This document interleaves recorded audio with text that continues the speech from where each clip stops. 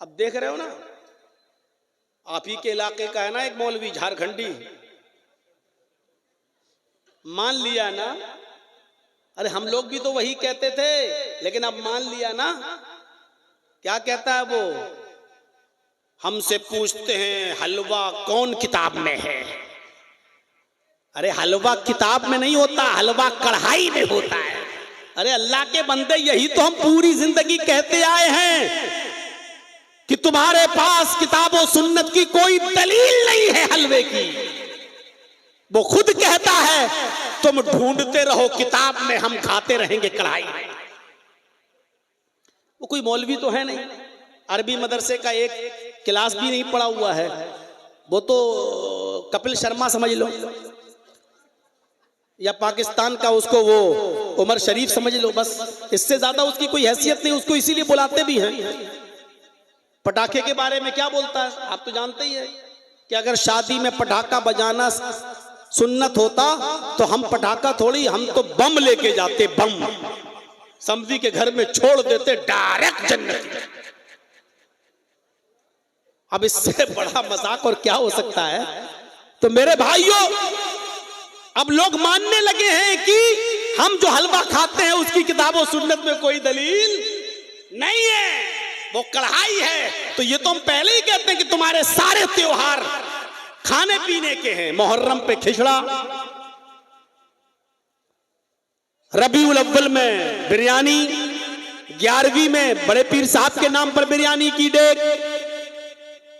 रजब में कूंडे, शाबान में हलवा, रमजान में तो पूछो मत। जिंदगी भर सब खाओ और जब तक जिंदा रहो पीर बन के मुरीद से खाओ, और जब मुरीद के यहां कोई मर जाए तो मरने वाले के नाम पे भी खाओ।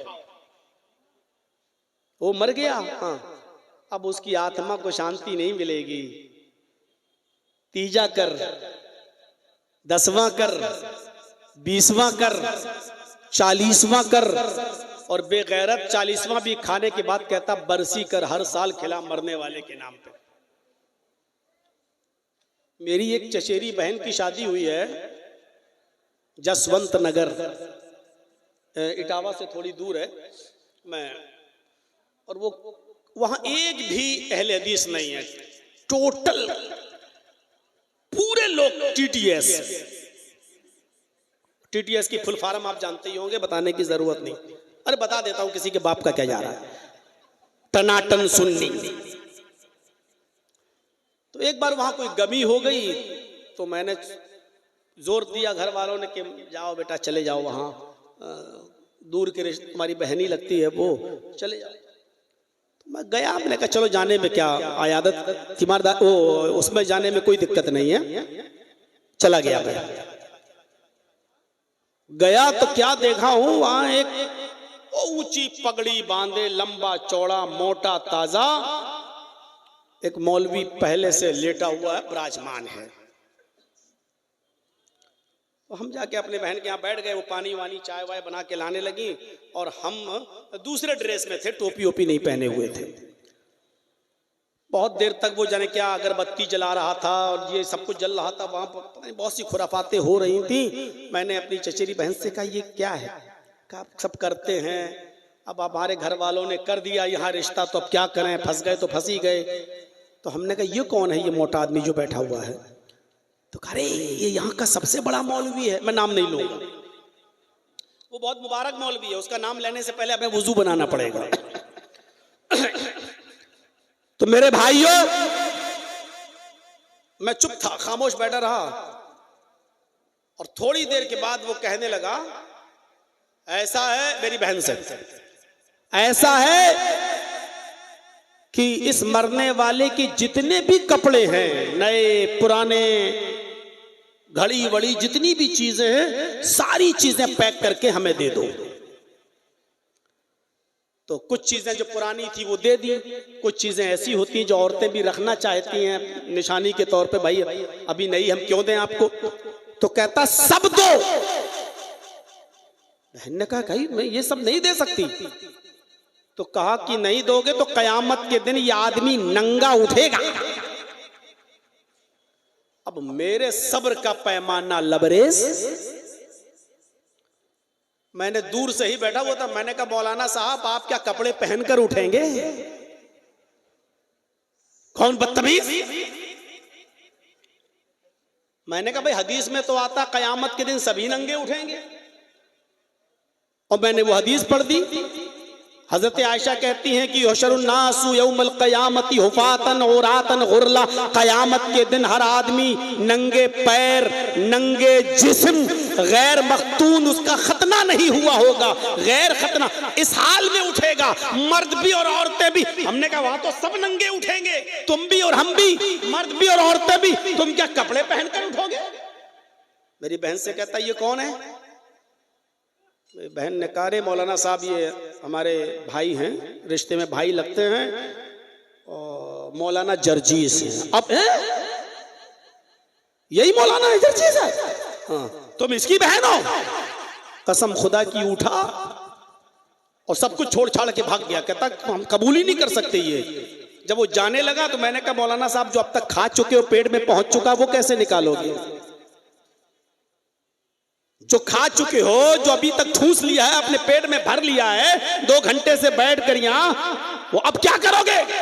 अब वो बहन के जितने रिश्तेदार थे वो उस घर के सब हमारे ऊपर टूट पड़े, तुम आए और हमारे मौलाना साहब को आपने भगवा दिया है, ये कर दिया वो कर दिया, बताइए हैं? तो हमने कहा भाई मैंने कोई गलत बात थोड़ी बोली है, मैंने ये कहा कि आप क्या कपड़े पहनकर उठेंगे? आप लोग सवाल नहीं करते अपने मौलवियों से, यही सबसे बड़ी कमी है। अब मेरी चचेरी बहन वो मेरा साथ देने लगी, बस वही अकेली साथ दे रही थी, बकिया तो वो सब एक तरफ थे। मैंने मौके की नजाकत को समझा, मैंने कहा जल्दी से यहां निकल जाओ, वही अच्छा है।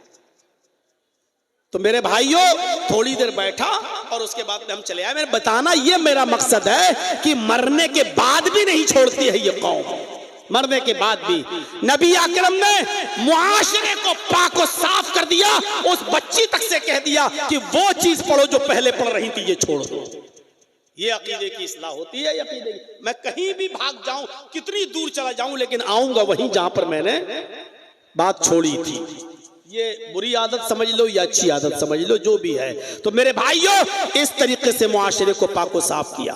अरब की सरजमीन पर ये हाल था नबी अकरम सल्लल्लाहु अलैहि वसल्लम के आने से पहले। मेरे भाइयों की जो औरत बेवा हो जाती थी उसका निकाह नहीं होता था, निकाह नहीं होता था। अल्लाह के नबी जनाब मोहम्मद रसूलुल्लाह ने 25 साल की उम्र में, जबकि अभी नबी भी नहीं बने थे, 40 साल की औरत खदीजा से शादी की। और खदीजा कौन थी? बेवा। उनके 2 शौहर इंतकाल कर चुके थे।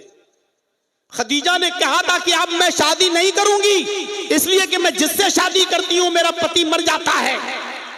लेकिन अल्लाह के रसूल की अमानतदारी देखकर 25 साल की उम्र में जब खदीजा रजी अल्लाह ताला अन्हा का आप माल लेकर मुल्क के शाम में बेचने जाते थे और प्रॉफिट बहुत होती थी, अल्लाह के नबी सल्लल्लाहु अलैहि वसल्लम सारी प्रॉफिट जितना कमाया बिजनेस में वो सब खदीजा को दे देते थे, और खदीजा उसमें परसेंटेज के हिसाब से अल्लाह के रसूल को उजरत और मजदूरी देती थी। ये अमानतदारी, ये ईमानदारी देखी तो हजरत खदीजा रह नहीं पाई और उन्होंने अपनी लौंडी के जरिए मोहम्मद रसूलुल्लाह तक खबर पहुंचाई कि खदीजा आपसे शादी करना चाहती हैं, क्या आप निकाह करेंगे?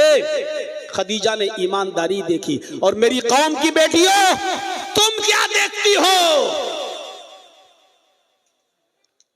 व्हाट्सएप पे कोई मुस्कुरा के बोल दे तुम कहती हो बहुत अच्छा, मैसेंजर पे कोई इतनी जल्दी भरोसा कर लेती हो तुम, कुछ नहीं देखती हो कि इसका खानदान कैसा, इसका घर कैसा, इसका मकान कैसा, इसकी आदत कैसी, इसके रिश्तेदार कैसे। सोशल मीडिया इतनी खतरनाक चीज है कि देख नहीं रही हो, पाकिस्तान से भी 4 बच्चों की अम्मा भाग के चली आई और किस छुआरे के पास आई, उसको पता नहीं क्या दिखाई दिया इसमें। देख लो इस छछूंदर में क्या दिखाई दिया उसको। ये सोशल मीडिया का कमाल है, सोशल मीडिया का कमाल। तो हजरत खदीजा ने क्या देखा? ईमानदारी।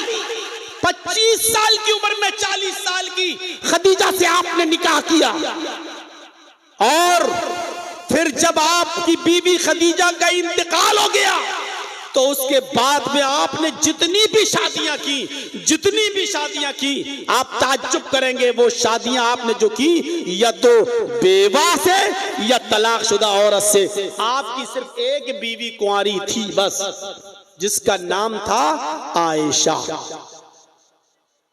आयशा के अलावा जितनी भी बीवियां थी, हफ्सा जो उमर की बेटी थी, उनका शौहर खुनैस जंगे बदर में जख्मी हो गए थे और बाद में जख्मों की ताप न ला सके, इंतकाल कर गए। तो आपने खुनैस की बीवी उमर की बेटी हफ्सा से निकाह किया, वो बेवा थी।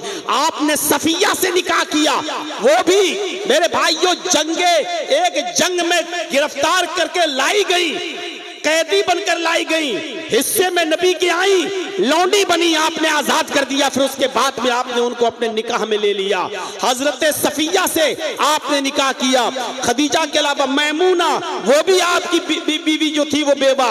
ये आपने जितने भी निकाह किए या तो बेवा से या मुतल्लका, जिनसे तलाक हो चुकी थी, इनकी तलाक हो चुकी थी। तो आपने ये रस्म भी खत्म की कि लोगों, जो औरत का शौहर मर जाए वो औरत मनहूस नहीं होती है। इसका मतलब ये नहीं होता कि अब जो भी इससे शादी करेगा वो आदमी मर जाएगा या ये उसको डस लेगी। आपने इस बुरी रस्म को खत्म करने के लिए खुद आपने हजरत खदीजा से पहले निकाह किया, फिर आपने सफिया से किया, हफ्सा से किया, मैमूना से किया, आपने ये निकाह भी किए। एक और रस्म थी अरब के अंदर। वो रस्म क्या थी? मुंह बोले बेटे की बीवी को अपनी बहू समझना। जैसे हमने किसी को अपना बेटा बना लिया, है नहीं मेरा बेटा, लेकिन अपना बेटा उसको हमने बेटा मान लिया, चलो ये मेरा बेटा है, हम उसको खिलाए, हम उसको पिलाए, हम उसको अपने पास रखे हुए हैं। अब उसकी शादी भी हमने कराई, अब उसकी बीवी को हम अपनी बहू समझ रहे हैं। और अरब का यह अकीदा था, रस्म, कि उससे शादी नहीं कर सकता है उस लड़के का मुंह बोला। ज़ैनब का निकाह अल्लाह के नबी सल्लल्लाहु अलैहि वसल्लम ने ज़ैद इब्ने हारिसा से कराया था।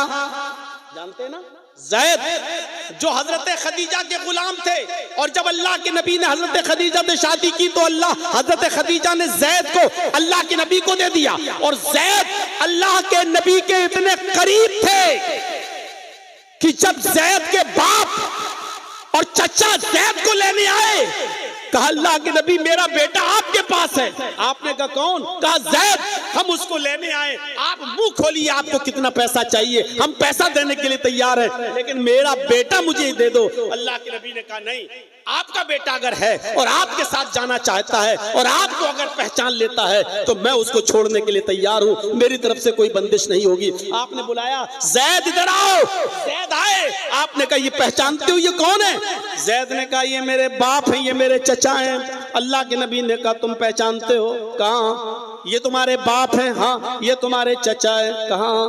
आपने कहा ज़ैद ये दोनों तुम्हें लेने आए और मैं तुम्हें छोड़ने के लिए तैयार हूं। ये बेचारे पूरी तुम गिरफ्तार कर लिए गए या कैद कर दिए गए या पकड़े गए या अगवा कर लिए गए और कई सालों से तुम्हारे माँ बाप परेशान थे, आज तुम्हें लेने आए हैं, मैं तुम्हें इनके हवाले कर रहा हूँ, तुम जा सकते हो, तुम अपने माँ बाप के पास, अपने चचा, अपने रिश्तेदारों में जा सकते हो। ज़ैद रोने लगे। अल्लाह के नबी ने कहा क्यों रो रहे हो? कहा अल्लाह के नबी मैं आपको छोड़कर नहीं जाऊंगा।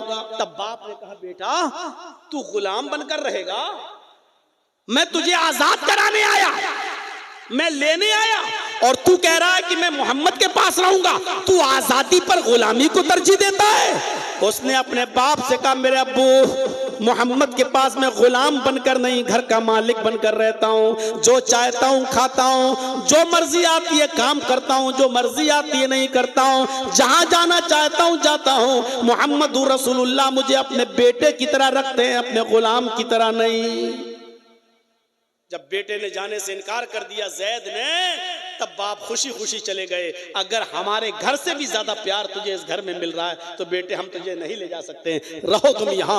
हंसते हुए गए, आए थे रोते हुए, हंसते हुए गए कि मेरा बेटा यहाँ खुश है।